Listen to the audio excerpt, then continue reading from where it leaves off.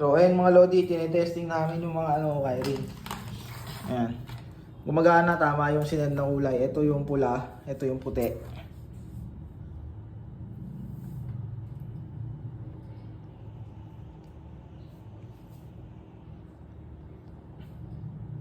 Kaso hindi siya pwedeng isabay na nagpe-preno tapos nagpa-flasher. Mawawala yung preno. Ayan. Bawa yan, preno. Tapos nag-flasher.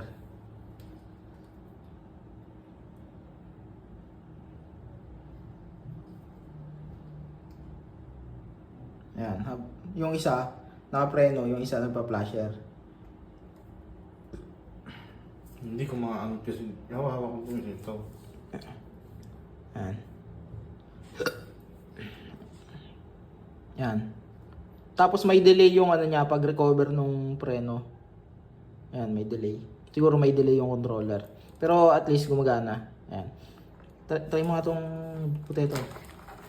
Ito na testing namin yung isa, yung puti. Ang hirap lang hanapin ng wiring kasi ang dami. Pero gumagana naman yung controller. Tapos ito mga Lodi, itong yung fuse nitong wiring na to, ito, may fuse to sa loob. Yung inline na fuse yan, gumagana ang puti. Try mo yung flasher tol. Ano yun, Tim?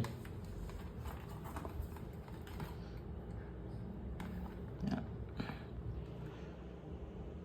Yan, gumagana yung flasher.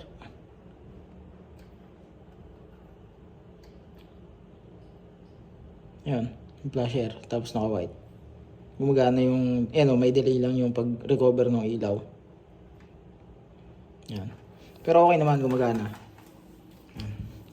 So ayos, kumpleto yung ating na-receive na package, itong ating DRL.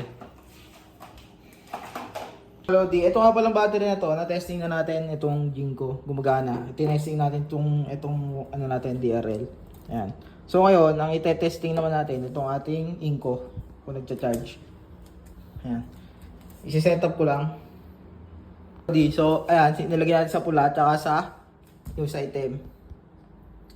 Yan. So, ngayon, naka-off pa to. So, nakaset siya ng 12 volts. Kasi 12 volts itong battery natin. Ayan. 12 volts, 12 AH. So, on natin. 12 volts. Testing. Yun. Charge na. Naka 5. Charging current, 5 amps. Yan, gumagana. Kaso, hindi pala natin alam kung puno na to. Ayun mga Lodi, yun ang problem. Wala palang indicator to. Ayan o, nagpa-vibrate. Ibig sabihin gumagana. Walang controller to kung puno na o hindi. Hindi ko alam kung nag-o-auto. Yan, naka 5 5 amps.